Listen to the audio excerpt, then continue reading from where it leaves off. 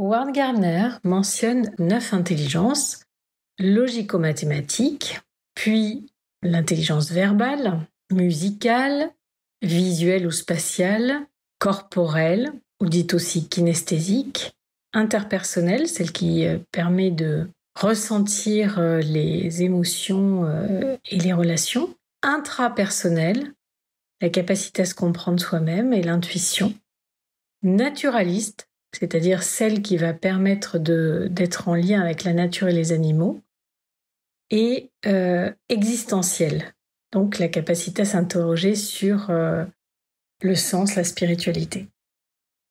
Alors, je voudrais vous partager les 9 intelligences en intelligence collective. Donc, pour information, il y a les 9 intelligences qui ont été décrites par Howard Gardner.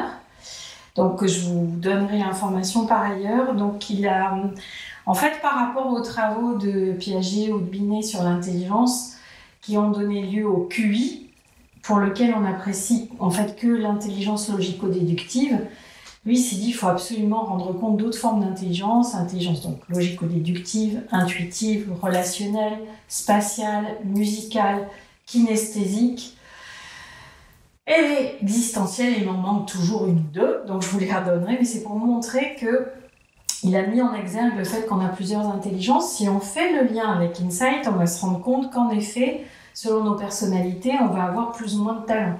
Il y a ceux qui vont avoir des visions stratégiques, ceux qui vont avoir une capacité empathique avec l'autre, d'autres qui ont une capacité à convaincre de par leur façon de parler, etc., etc. Donc, ces différentes intelligences, on peut les retrouver en parallèle avec nos personnalités et le lien avec nos capacités cognitives et émotionnelles. C'était ses propos. Moi, je me suis servi de cette pluralité d'intelligence pour définir de quoi on a besoin pour manifester de l'intelligence collective. Et ça a donné les éléments suivants. Alors, je vais partir de là et hop là, je vais finir ici. Donc, la première intelligence que je trouve essentielle, qui est déjà englobante, vous allez voir que celles-ci sont englobantes mais différemment, c'est ce que j'appelle la multiprésence. La multiprésence, ça n'a rien à voir avec l'agitation liée au multitasking, c'est-à-dire de faire plusieurs choses à la fois. Vous avez des gens dont la capacité en termes de personnalité est de faire plusieurs choses à la fois. Mais la question, c'est est-ce que, surtout dans notre moment où on a plusieurs outils qui nous permettent de faire plusieurs choses à la fois, est-ce qu'on est pleinement présent à tout ça ? Souvent, on pense qu'on écoute la personne tout en faisant un SMS et en regardant l'information sur Facebook, et en fait, c'est pas vrai. On n'est pas pleinement présent à chaque chose. On est en train de saupoudrer notre présence à chacun des niveaux. C'est pour ça que beaucoup de gens ont demandé que dans des réunions, notamment en présentiel, parce qu'avec Zoom, ça se voit vachement si on n'est pas concentré. Je dirais tout autant qu'en présentiel, mais on a un cadre avec la caméra qui nous fixe tellement que le moindre regard ailleurs que concentré sur l'autre, ça se voit. Bref, donc dans des conditions d'équipe ou pédagogiques ou autres, on voit bien que ceux qui sont en posture d'animer ou le manager ou autre ont demandé qu'on n'ait pas les ordinateurs, les téléphones et autres, de manière à être pleinement concentré sur ce qui se passe là. Bon, ce qui ne règle pas du coup si on s'ennuie, mais ça c'est un autre sujet dont on a pu parler avec justement les formes d'intelligence collective, les méthodes qui sont proposées et les espaces ouverts qui vont permettre de répondre à ce moment où on a besoin de sortir de notre attention et de faire autre chose quand on s'ennuie. Je referme la parenthèse et je reviens à mes intelligences. Donc, la multiprésence, c'est d'être pleinement présent à quoi ? À ce qui se passe à l'intérieur de moi, en même temps que ce que je suis en train de faire, en même temps que ma connexion avec là où les personnes qui sont dans la salle, qu'avec un collectif plus large qui peut être l'organisation pour laquelle j'interviens ou l'entreprise ou autre, et puis cette société-là plus large, et puis la société civile, et puis le monde, et puis les astres, et puis je sais pas quoi encore. Puisqu'il y a des personnes qui sont sensibles au mouvement des astres, et oui, c'est comme ça, et ça influe leur quotidien. Donc on voit bien qu'on est dans une logique de poupée russe, comme ça, où on peut être présent à plusieurs choses ou pas. Et on voit bien ce qui va se passer avec certaines personnes, de par ce qui se passe soit en elles, soit dans la famille par exemple, sont totalement envahies par ces éléments et n'arrivent plus à être concentrées sur d'autres facteurs. Tandis qu'il serait assez pertinent de pouvoir être présent à l'ensemble, et dans un travail avec un groupe, c'est très très important parce qu'on va pouvoir réagir sur le plan qui est le plus adapté. Est-ce que c'est sur ce que je suis en train de faire? Je vous regarde, je vous vois tous dormir, je dis ah, il va falloir que j'ajoute juste quelque chose parce que c'est pas assez vivant pour que ça soit intéressant. Est-ce que voilà, quelqu'un est pas très bien et je suis à l'écoute de ça et qu'est-ce qu'on va adapter, etc., etc. Donc comment est-ce qu'on peut être à l'écoute de ces poupées russes qui sont en nous et à l'extérieur de nous? Ce qui amène à la question de la présence et de la maturité émotionnelle. Je reviendrai à l'autre après. Donc, qu'est-ce qu'on entend par présence? Donc ça, c'est ce qu'on apprend quand on cherche à sortir de l'agitation du monde classique dans laquelle on est, du fait que nous sommes coupés par notre civilisation occidentale de l'enracinement avec le vivant et que nous sommes quand même très liés au numérique et aux ordinateurs notamment. Donc, on va avoir tendance à avoir une partie de nous qui est présente. Peut-être essentiellement d'ailleurs la tête, notre raison, notre intelligence cognitive qui va être mobilisée, mais peut-être pas toutes les facettes. C'est ce qui fait que quand on fait 8 heures de Zoom, on n'en peut plus parce qu'on a besoin de faire bouger le corps. Donc, pour sortir de cet état-là, on apprend la présence. Et comment est-ce qu'on va l'apprendre? On va l'apprendre à la fois par de la méditation. Il y a tout un chemin pour arriver vraiment à méditer et que les moments de silence ne soient pas des moments où en fait il y a un bruit extraordinaire dans la tête, on pense à tout ce qu'on doit faire les minutes d'après. Comment apprendre à faire ce vide en soi pour laisser circuler l'énergie? Donc il va y avoir la méditation et il y a toutes les pratiques ancestrales, spirituelles, pratiques corporelles, spirituelles et énergétiques, telles que le yoga, le tai chi, le qigong et toutes les variantes, et certains arts martiaux aussi, où on apprend en fait, sa qualité de présence va déterminer l'acte, la posture. Par exemple, toutes les pratiques zen japonaises, le tir à l'arc et autres, la question n'est pas de savoir si je rentre la flèche dans l'intérieur de la cible, mais quelle est ma capacité à être concentrée. Et en fait, plus je vais être présente à ce que je fais, plus en fermant les yeux, je peux même toucher le centre de la cible. Voilà, donc c'est tout un apprentissage pour être vraiment présent à ce qui est, laisser la vie me traverser, laisser le mouvement me traverser et accueillir, ce que je disais avant, toutes les sollicitations intérieures et extérieures. Donc la présence va permettre après d'aller vers de la multiprésence, puisque nous allons développer, dans ce que j'appelle la maturité émotionnelle, la position méta, c'est-à-dire que entre ce qui se passe en moi, et notamment au niveau de mes émotions, je vais apprendre à en être l'observatrice ou l'observateur. Je vais apprendre à me mettre à distance. Donc, première étape, je ressens. Alors que certains ont été éduqués avec non, les émotions, ça n'existe pas et quand elles sont là, je les nie. Donc là, c'est pas je les nie, je fais avec. Donc c'est là, c'est présent, émotion, ressenti, perception, je suis malade, j'ai des sensations, tout un corpus d'éléments où mon corps s'exprime. Donc j'y suis bien présente, mais je vais pas être en réaction à ce que je ressens. Je vais utiliser cette capacité de distanciation pour me dire « Ah, il y a un truc qui se passe à l'intérieur, qui peut être uniquement lié à moi et ou à la relation avec l'autre. Et comment est-ce que je vais observer ça et décider quelle action je vais avoir, quel acte je vais poser. » C'est cette même distanciation qui va nous faire aussi le choix des mots. Quels sont les mots que je vais employer dans une communication bienveillante pour à la fois répondre à ce qui se passe en moi, prendre soin de la relation et prendre soin de l'impact de ce que je voulais dire de moi, de la relation versus le groupe. Ok ? Donc, cette maturité émotionnelle, c'est pas juste je prends conscience des émotions et je sais quoi en dire, c'est avoir une position encore plus distanciée. Donc, la multiprésence, c'est les différentes intelligences toutes là réunies et pilotées ensemble. La qualité de présence pour laisser du vide en soi et permettre que la vie circule et avoir la meilleure réponse au stimulus. Donc, une capacité de maturité émotionnelle et ce que j'appelle l'intelligence Résintuition, c'est pour rire. C'est raison, intuition. C'est comment je vais apprendre à faire fonctionner ensemble, en conscience et délibérément, les deux hémisphères de mon cerveau. C'est-à-dire que culturellement, nous voyons que nous avons été conduits plutôt à privilégier la raison et à discréditer tout ce qui est de l'ordre des capacités de l'hémisphère droit du cerveau. C'est-à-dire l'intuition, le ressenti, les émotions. Pendant un certain nombre de siècles, ça a été discrédité. Alors, je ne vous fais pas tout le détail, mais c'est intéressant d'aller voir le lien entre l'histoire et les émotions.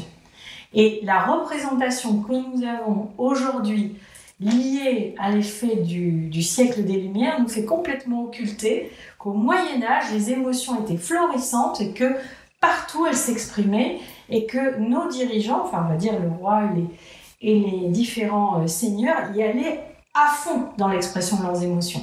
Au point même qu'on pourrait dire qu'elles étaient peut-être trop réactives. Mais je vous invite à aller faire ces lectures-là, c'est tout à fait intéressant.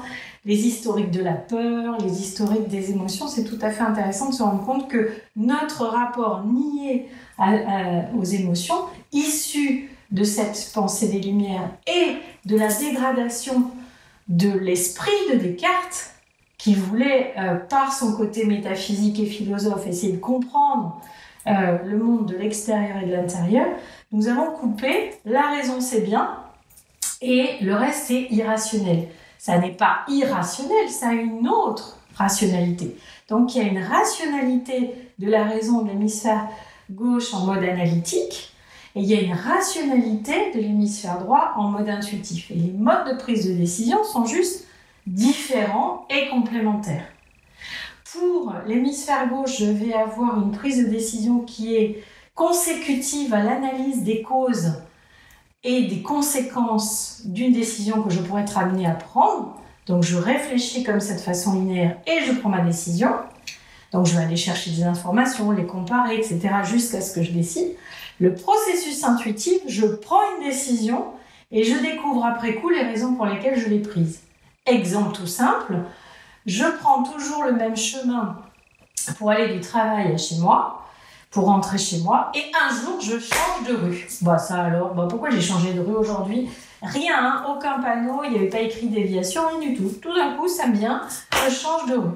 Et j'arrive chez moi, et le compagnon dit « Ah, c'est rigolo, la rue Trifouille, il y avait un trou, ils sont en train de réparer, et donc la rue était barrée. » Je n'avais pas l'information, mais quelque chose en moi m'a indiqué de passer autrement, et ça n'est qu'après coup que je peux comprendre les raisons de mon choix. Donc pour notre déterminisme occidental, c'est très très compliqué à accepter que nous puissions être agis par plein de facteurs internes et externes pour nous aider à déterminer une prise de décision par rapport au mode analytique que nous avons connu. Néanmoins, il ne faudrait pas que par effet d'époque, on rejette totalement la raison et qu'on ne privilégie que les émotions et les intuitions. Ce qui est pertinent, c'est de faire l'aller-retour en permanence entre les deux. Parce que comment faire pour écouter une intuition et garder le discernement pour savoir si cette intuition est juste ou pas ? D'accord ? Puisque notre cerveau est plein de coquineries et qu'il y a aussi des biais cognitifs qui font qu'on peut avoir des raccourcis de prise de décision qui sont le fruit des biais cognitifs et qui ne sont pas que les fruits et les bénéfices de l'intuition. Bon, je referme cet aspect de la complexité, c'était juste pour vous comprendre, vous partager de quoi il retourne et que vous alliez explorer. J'ai l'objectif de vous mettre en appétit.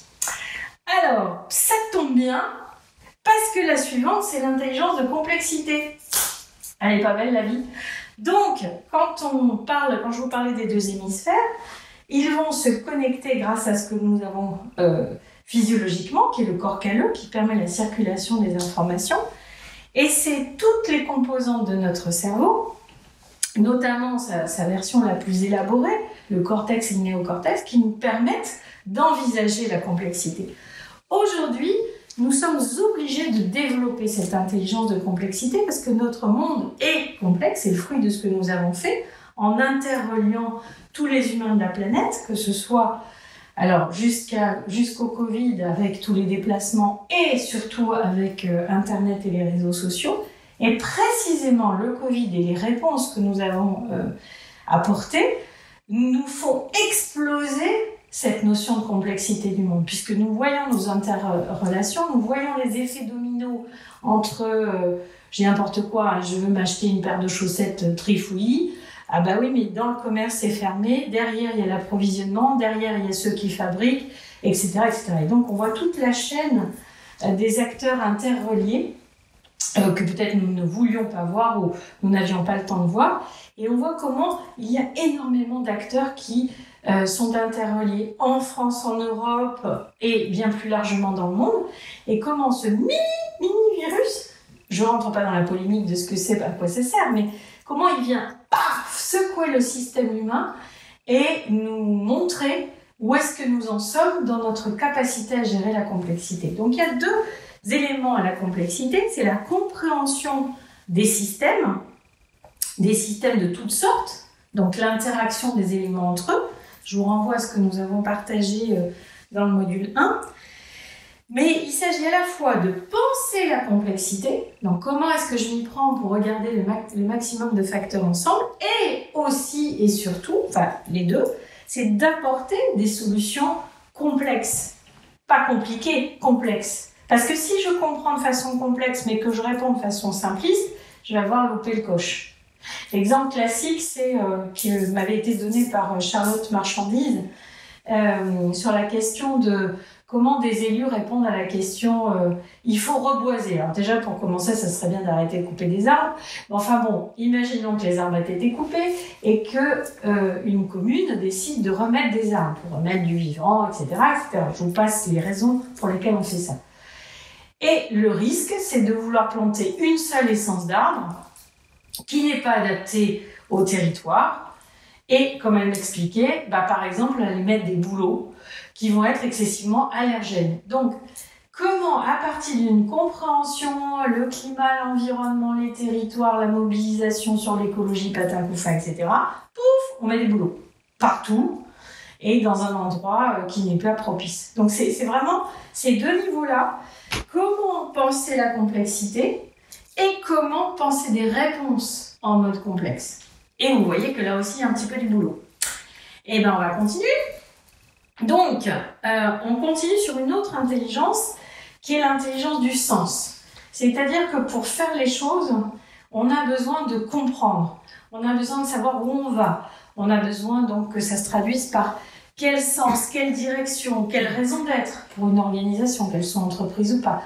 On a besoin de se projeter, de savoir où on va, ce qu'on fait, comment mobiliser notre action ensemble vers une direction donnée. Et alors l'idée étant et ça va faire le lien avec au-dessus, une direction qui va être co-élaborée et co-créée. Sinon on reste dans un modèle pyramidal avec un impulseur et les autres qui suivent, alors que l'idée c'est de voir comment ça peut se tisser ensemble, puisqu'après tout, n'importe qui peut avoir une impulsion d'un projet.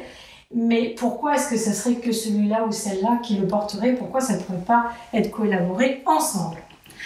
Donc, besoin d'élaborer du sens et savoir comment on fait pour l'élaborer, quelle intelligence nous avons là-dessus, de la développer si elle ne nous est pas spontanée. On a vu avec les couleurs que le rouge va fonctionner beaucoup avec le besoin de répondre à la question pourquoi. Donc, c'est naturellement que la personne a une appétence pour le sens, pour la direction, les rouges bleus également, et donc toute personne en fait peut répondre à sa question du sens. Il y a certains qui ont plus une appétence que d'autres, et comment chacun va pouvoir contribuer à développer ça pour lui-même et pour autrui. Alors puisqu'on parle d'intelligence collective, puisque tout ça, l'idée c'est que ce sont des intelligences qui vont sous-tendre une capacité à travailler ensemble, il va y avoir celle de la reliance. Quelles sont les modalités pour arriver à interagir de façon qualitative avec les autres? Donc là, c'est là que se mettent toutes les méthodes, les outils, les approches pour arriver à fonctionner de façon coopérative en intelligence collective pour réussir les interactions et les interdépendances avec les gens. Donc on voit quand même tout ce qu'il faut mobiliser comme savoir-faire. Vous voyez le truc. Tout va bien, on se détend. Il faut faire ça très très vite. Parce que les enjeux qu'on a aujourd'hui dans nos transitions font qu'il faudrait faire ça assez rapidement. Mais on se détend, ça va bien se passer. Surtout si on ouvre tout grand à l'intérieur de soi, la guidance par le vivant, en général, il sait nous amener où on a besoin d'agir. Donc ensuite, on va aller vers l'intelligence de justesse. Est-ce qu'avant de faire quelque chose, je peux réfléchir à la justesse de mon acte? Rappelez-vous, dans le moment où nous avons échangé sur la question du losange, si je suis animée par mon ego, ma justesse, ça va être une justesse égotique. C'est parce que je veux que, c'est parce que j'ai besoin de ça que. Mais est-ce que c'est pertinent? Ça va nous amener aussi à réfléchir à nos prises de parole. Est-ce que dans un groupe, quelle que soit la posture que j'ai, est-ce que j'ai besoin de raconter mes 52 anecdotes qui seraient uniquement centrées sur moi? Quelle est la valeur ajoutée pour l'autre personne? Quelle est la valeur ajoutée pour le collectif et le groupe? C'est une vraie question.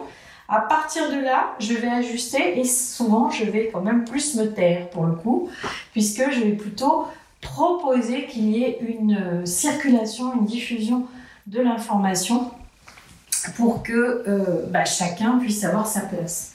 Donc c'est la justesse, là je le faisais dans la relation, dans la prise de parole, et c'est une justesse qui va s'acquérir par l'ancrage et l'alignement. Donc on voit bien le lien aussi avec la présence. Comment est-ce que je vais m'y prendre pour être suffisamment ancré avec le vivant, lâcher gentiment mon ego, je sais, j'existe, je suis là, j'ai ma singularité, je suis venue sur Terre pour cette vie-ci, c'est bon, j'ai pas besoin de le raconter toutes les 5 minutes, et bon, au courant, voilà. Par contre, qu'est-ce que je peux apporter de juste au monde? C'est quoi ma singularité? C'est quoi ce qui va me permettre d'apporter quelque chose de juste pour les autres? Et donc c'est cet alignement avec le vivant qui va me permettre de sentir est-ce que c'est juste ou pas. Et on se rend bien compte, allié à notre ami l'intuition, qu'il y a des moments où on va prendre la parole, prendre des décisions, faire des choses, c'est pas juste. Ça répond à des choses peut-être très personnelles que j'ai besoin de satisfaire mais qui ne sont pas au service de l'ensemble. Donc cette justesse, elle peut être exprimée. Enfin, si on n'est pas encore dans la justesse, elle peut être exprimée. J'ai ce besoin-là, j'ai un idéal ici, mais j'ai ce besoin-là, c'est antinomique, je vais vous en parler. Et peut-être qu'en parlant de ce hiatus entre ce que j'ai besoin de réaliser pour moi et mon idéal de coopération, eh bien peut-être qu'avec les autres, nous allons trouver une solution et qu'in fine, il va y avoir de la justesse. D'accord? Donc cette justesse, elle peut se travailler dans l'alignement et par l'alignement, par la centration, et dans la prise de parole notamment, et après dans la prise de décision. Et je termine avec cette 9e intelligence qui est celle de l'intelligence holistique. On voit bien que selon les niveaux de complexité de l'humanité, il nous faut embrasser de plus en plus de complexité et de dimensions. La notion d'holistique, c'est vraiment la notion du holos, du tout. Donc, c'est d'arriver à prendre conscience, comme une logique fractale en fait, que tout est dans tout, qu'à l'intérieur de moi, je suis composée de petits morceaux du tout, que je contribue au tout, et que par conséquent, je sors du paradigme de fragmentation qui a été posé par Aristote et que nous avons largement continué avec les Lumières à partir Diderot et d'Alembert qui, avec leur encyclopédie, ont conduit à approfondir les disciplines, et ça c'est très précieux. Nos experts aujourd'hui du moment par discipline sont allés fouiller pendant des années 5, 8, 10, 20 des sujets, donc ça c'est précieux. La contrepartie, c'est que ça a mis le savoir en silo, la science en silo et l'appréhension du vivant en silo. Je reprends une expression chère à Marine Simon, avec laquelle nous avons écrit l'ouvrage sur l'intelligence collective, qui dit, parce qu'elle l'a entendu aussi de Gauthier-Chapelle et de tous ceux qui sont dans la biologie, nous avons fort longtemps observé un vivant mort, un vivant déraciné, c'est-à-dire qu'on allait sortir une plante et on l'observait morte. Et des personnes comme Gauthier-Chapelle, par exemple, replacent l'importance d'observer le vivant, c'est-à-dire toujours la plante enracinée. Moi, j'ai une petite passion pour les champignons, pas parce qu'ils viennent à moi assez souvent. Et quand on veut cueillir des champignons, on les arrache pas comme ça. Parce que si on arrache toutes les racines et on fout en l'air le mycélium et le rhizome. Donc, on va avoir son petit couteau, je ne l'ai pas toujours, et son petit couteau pour ne prendre que la partie que la nature nous offre et lui laisser les bases de racines pour qu'elle puisse continuer à se reproduire. Donc cette notion holistique, c'est la notion des différentes dimensions qui sont en interaction. Si je suis que dans ma cueillette de champignons, c'est bon, je vais manger après. Je perds la dimension de c'est un élément de ce terrain-là.